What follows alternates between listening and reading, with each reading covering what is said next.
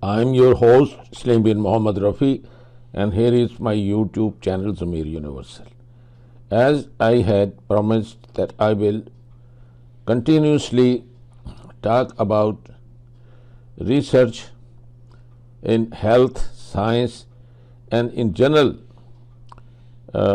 branches of science, and trying to explore the universe, trying to explore the ground of creation of God Almighty, the human being, and different organs.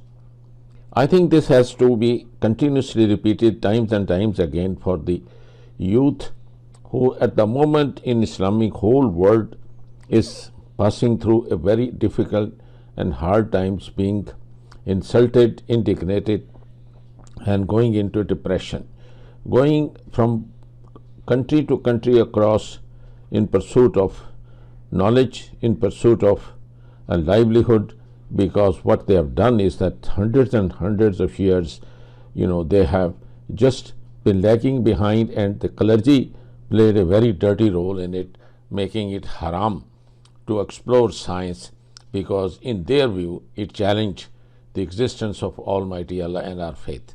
This is utter nonsense. There is no such thing. I think if it does anything, is it brings closer to God Almighty and His greatness. And when we say Allahu Akbar, then we know the meaning of saying Allahu Akbar. Why is He the greatest? Because He is the one who created the whole thing. All we have done is we discovered it.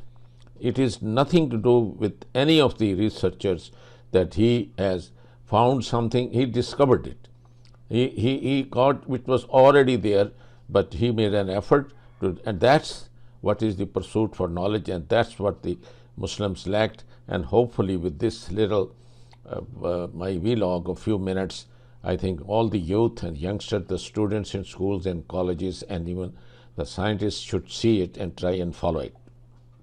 जब Europe अंधेरे में डूबा हुआ था, जहां church इल्म को हराम समझता था, जहां किताबें जलाना ईमान माना जाता था, उस वक्त मुसलमानों की दुनिया रोशनी में नहा रही थी। बगदाद की गलियों में कलमों की आवाज गूंजती थी। दमिश्क की मस्जिदों में गणित पढ़ाई जाती थी। काहिरा की लाइब्रेरीज में तारों का नक्शा बनाया जा रहा था। और अंदलुस स्पेन में मुसलमान बच्चे तारीख, फिजिक्स और तफसीर एक साथ पढ़ते थे। वो वक्त जब इल्म इबादत बन गया था। अल जजरी, जिसने पानी से चलने वाली मशीनें बनाई, ऐसी मशीन्स जिनके बिना आज का इंजन पॉसिबल नहीं, उसने क्रैंक शाफ्ट बनाया जो आज हर कार इंजन का दिल है। इब्न सीना अविसेना, जिसने पहली बार बताया कि बीमारी शरीर में नहीं लाइफस्टाइल में होती है। उसकी किताब अल कानून फी अल तिब 500 साल तक यूरोप की मेडिकल यूनिवर्सिटीज में टेक्स्ट बुक रही। अल ख्वारिज़मी, जिसने अलजब्र से अलजीब्रा बनाया और पहली बार दुनिया को बताया कि नंबर्स सिर्फ गिनती नहीं, लॉजिक भी हैं।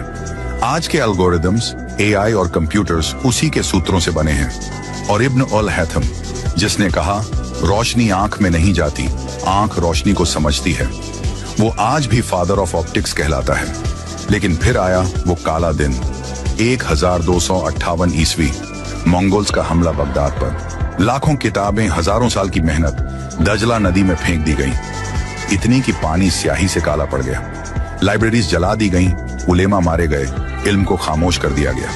लेकिन स्याही बहकर यूरोप तक पहुंची। यूरोप ने उन किताबों को उठाया, उनके नाम बदले और कहा, अब ये हमारा इल्म है। इब्न सीना बन गया अविसेना, इब्न रुश्द बन गया अवेरोएस, अल जजारी की मशीन्स बन गईं लियोनार्डो दा विंची स्केचेस, और उमर खयाम के गणित को न्यूटन्स लॉ कहा गया। उन्होंने कहा, वी डिस्कवर्ड साइंस। मगर सच्चाई ये थी, उन्होंने इस्लामिक नॉलेज को वेस्टर्न ग्लोरी में लपेट दिया। फिर जब यूरोप डार्क एज से निकला, उन्होंने उसे कहा रेनेसांस, पुनर्जागरण। मगर वो रोशनी बगदाद की राख में जली थी। आज भी नासा के सैटेलाइट्स हों, एआई के न्यूरल नेटवर्क्स हों, या हॉस्पिटल्स के सीटी स्कैनर्स, हर जगह अल जजारी, इब्न सिना और अल ख्वारिज़मी की छाया जिंदा है। बस फर्क इतना है, अब किताबों के कवर पर उनके नाम नहीं बल्कि वेस्टर्न नेम्स की मोहर लगी है। लेकिन सच्चाई मिटाई नहीं जा सकती। वो हर मशीन के गियर में घूम रही है, हर एल्गोरिदम की कैलकुलेशन में धड़क रही है और हर रोशनी की किरण में चमक रही है, जो कहती है साइंस की रूह इस्लाम से निकली थी।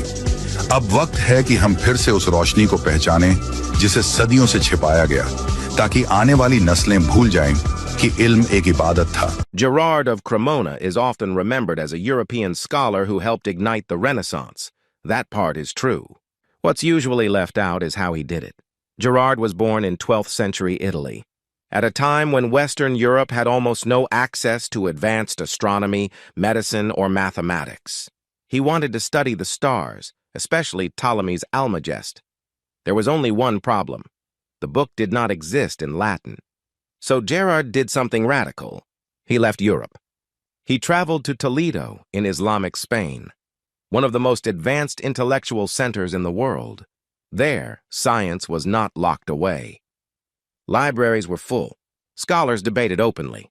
Mathematics, astronomy, medicine, and philosophy were living disciplines, and they were written in Arabic. Gerard learned Arabic as an adult, not for poetry or religion, but for science. What he found changed everything. He encountered a civilization that had not only preserved Greek knowledge, but corrected it, expanded it, and improved it over centuries. Gerard did not translate directly from Greek. He translated from Arabic scientific texts, texts that already contained the work of scholars like al-Battani, al-Khwarizmi, Hunayn ibn Ishaq, Thabit ibn Qurra, and many others. When Gerard translated Ptolemy, he was not translating the ancient original. He was translating Ptolemy as corrected by Muslim astronomers. When he translated medical texts, he was translating Galen filtered through Islamic medicine, with errors removed and anatomy clarified. By the end of his life, Gerard of Cremona had translated over 70 major scientific works into Latin. These translations became the backbone of European universities for centuries. Here is the twist most people never hear. Gerard did not rediscover science. He imported it. The Renaissance did not rise in isolation. It rose because Europe plugged into a global knowledge network, one that ran through Baghdad, Cairo, Cordoba, and Toledo. And Gerard of Cremona knew this. He never claimed these ideas came from nowhere. He openly acknowledged that Arabic was the language of advanced science in his time. Later generations simplified the story. Greek origins were emphasized. European names were remembered. The bridge was quietly removed. But the bridge mattered. Without Arabic science, Gerard would have had nothing to translate. And without translators like Gerard, Europe would have waited centuries longer to catch up. History likes lone geniuses. Reality works through connections. Gerard of Cremona was not the start of the story. He was the proof that knowledge survives, not by borders or civilization, but by those willing to cross them. It's one of the oldest questions in math.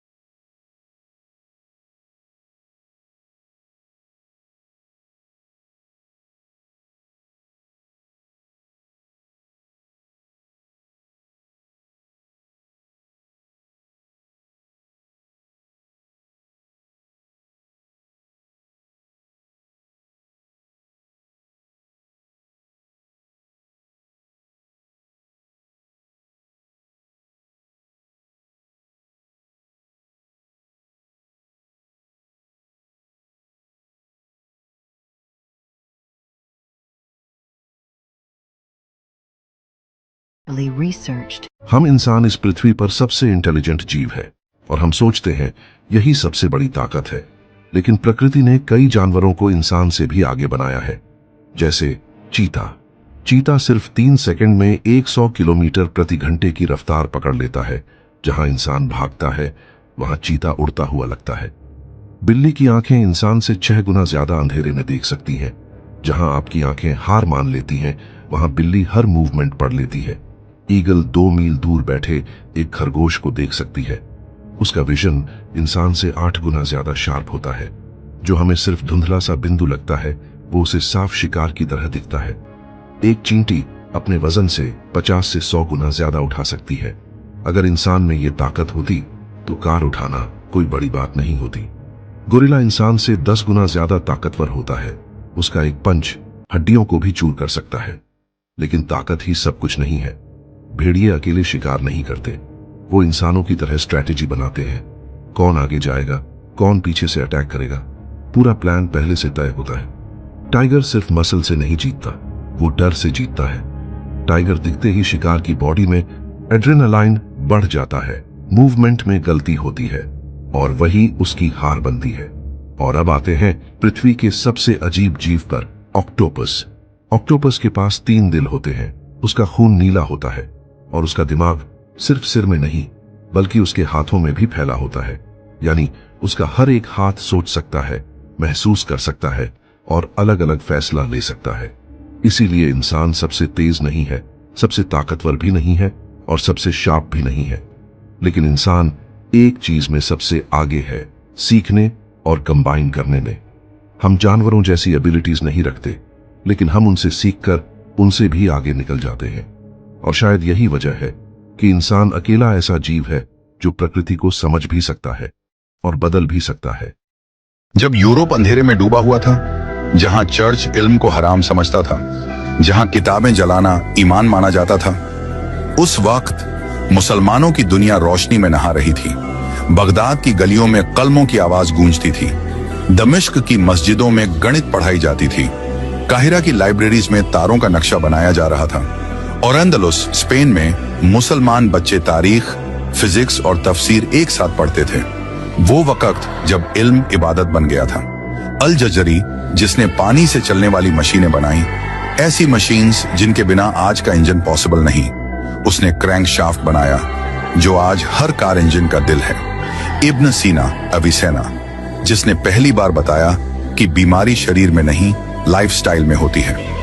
उसकी किताब अल कानून फी अल तिब 500 साल तक Europe की medical universities में text book रही। अल ख्वारिज़मी, जिसने अलजब्र से अलजीब्रा बनाया और पहली बार दुनिया को बताया कि नंबर्स सिर्फ गिनती नहीं, लॉजिक भी हैं। आज के एल्गोरिदम्स, एआई और कंप्यूटर्स उसी के सूत्रों से बने हैं। और इब्न अल हैथम, जिसने कहा रोशनी आंख में नहीं जाती, आंख रोशनी को समझती है, वो आज भी फादर ऑफ ऑप्टिक्स कहलाता है। लेकिन फिर आया वो काला दिन, 1258 ईस्वी, मंगोल्स का हमला बगदाद पर। लाखों किताबें, हजारों साल की मेहनत दजला नदी में फेंक दी गई, इतनी कि पानी स्याही से काला पड़ गया। लाइब्रेरीज जला दी गईं, उलेमा मारे गए, इल्म को खामोश कर दिया गया। लेकिन स्याही बहकर यूरोप तक पहुंची। यूरोप ने उन किताबों को उठाया, उनके नाम बदले और कहा, अब ये हमारा इल्म है। इब्न सीना बन गया अविसेना, इब्न रुश्द बन गया अवेरोएस, अल जजारी की मशीन्स बन गईं लियोनार्डो दा विंची स्केचेस और उमर खयाम के गणित को न्यूटन्स लॉ कहा गया। उन्होंने कहा, वी डिस्कवर्ड साइंस, मगर सच्चाई ये थी, उन्होंने इस्लामिक नॉलेज को वेस्टर्न ग्लोरी में लपेट दिया। फिर जब यूरोप डार्क एज से निकला, उन्होंने उसे कहा रेनेसांस, पुनर्जागरण। मगर वो रोशनी बगदाद की राख में जली थी। आज भी नासा के सैटेलाइट्स हों, एआई के न्यूरल नेटवर्क्स हों या हॉस्पिटल्स के सीटी स्कैनर्स, हर जगह अल जजारी, इब्न सिना और अल ख्वारिज़मी की छाया जिंदा है। बस फर्क इतना है, अब किताबों के कवर पर उनके नाम नहीं बल्कि वेस्टर्न नेम्स की मोहर लगी है। लेकिन सच्चाई मिटाई नहीं जा सकती। वो हर मशीन के गियर में घूम रही है, हर एल्गोरिदम की कैलकुलेशन में धड़क रही है और हर रोशनी की किरण में चमक रही है, जो कहती है साइंस की रूह इस्लाम से निकली थी। अब वक्त है कि हम फिर से उस रोशनी को पहचानें जिसे सदियों से छिपाया गया, ताकि आने वाली नस्लें भूल जाएं कि इल्म एक इबादत था। I have a question for you. क्या आपको लगता है कि ऑक्सफोर्ड जैसी एलीट यूनिवर्सिटी में भी कभी अरबिक पढ़ाई जाती होगी? वो भी तब जब ऑक्सफोर्ड एक यूनिवर्सिटी के तौर पर स्टैब्लिश्ड हो चुकी थी। ये बात बिल्कुल सही है और ये बात है आज से करीब 400 ईयर्स पहले की, यानी 17th सेंचुरी की। आखिर ये कहानी क्या है? Let me break it down for you in the pointers, ताकि आपको ये सारे फैक्ट्स याद हो जाएं। Number 1 point, Arabic is the language of knowledge. उस दौर में सारा का सारा इल्म, चाहे वो साइंस हो, मैथमेटिक्स हो, मेडिसिन हो, एस्ट्रोनॉमी, फिलोसफी, सारा मेजर लिटरेचर जो था वो अरबिक में ही अवेलेबल था। Number 2 point, Muslim scholars were leading. For example Ibn Sina, also known as एवेसीना, और इनकी मेडिकल बुक्स यूरोप में 600 ईयर्स तक पढ़ाई गई। फॉर मैथमेटिक्स अल-ख्वारिज़मी, इन्होंने अलजेब्रा और एल्गोरिदम की बुनियाद रखी थी। और एस्ट्रोनॉमी में भी मुस्लिम स्कॉलर्स पीछे नहीं थे। फॉर एग्जाम्पल अल-तूसी, अल-बरूनी, इनकी किताबें स्टार्स, प्लैनेट, टाइम कैलकुलेशन, इन सब के लिए पढ़ाई जाती थी। And we have many more scholars. Third point, Europe was intellectually dependent on Arabs, क्योंकि सारा का सारा लिटरेचर तो अरबिक में ही अवेलेबल था। Fourth point, universities institutionalised Arabic as a language. तो ना सिर्फ ऑक्सफोर्ड के अंदर, इनफैक्ट यूरोप की मेजर यूनिवर्सिटीज में अरबिक को फॉर्मली इंट्रोड्यूस कर दिया गया था। फॉर एग्जाम्पल कैम्ब्रिज को, और वहां पर 1632 से ही अरबिक लैंग्वेज को पढ़ाना शुरू कर दिया गया था, और ऑक्सफोर्ड में 1636 से। और ऐसी बहुत सारी यूनिवर्सिटीज हैं। For example university of Leiden, जो कि नीदरलैंड की यूनिवर्सिटी है, और यहाँ पर 15th सेंचुरी से ही अरबिक पढ़ाई जानी शुरू हो गई। और ऐसे ही फ्रांस की सोरबॉन यूनिवर्सिटी, इटली की बोलोग्ना यूनिवर्सिटी, जो कि यूरोप की सबसे ओल्डेस्ट यूनिवर्सिटीज में से एक है, वहां पर भी सारी तालीमात अरबिक में ही होती। Fifth point, Arabic was now translated to benefit the world, और फिर अरबिक को कई जबानों में ट्रांसलेट किया गया ताकि दुनिया भी मुसलमानों के इस इल्म से फायदा उठा सके। और ये सिर्फ हिस्ट्री नहीं है, ये बताता है कि मुसलमानों के लिए इल्म कितना कीमती था। और होता भी क्यों ना, क्योंकि उस वक्त हम कुरान के करीब थे, और जब करीब थे तो दुनिया के लिए रहनुमा थे। तो आइए एक बार फिर इकरा से शुरू करते हैं, ताकि ये हमारा पास्ट नहीं, ये हमारी पहचान बन जाए। तो उठा लीजिए इस कलम को और कह दीजिए दुनिया को that we don't follow the history, we made it। Universal television को सब्सक्राइब करना न भूलें, उसके बाद बेल बटन पे क्लिक करें और अपने कमेंट्स के सेक्शन में अपने कीमती जो ख्यालात का इजहार जरूर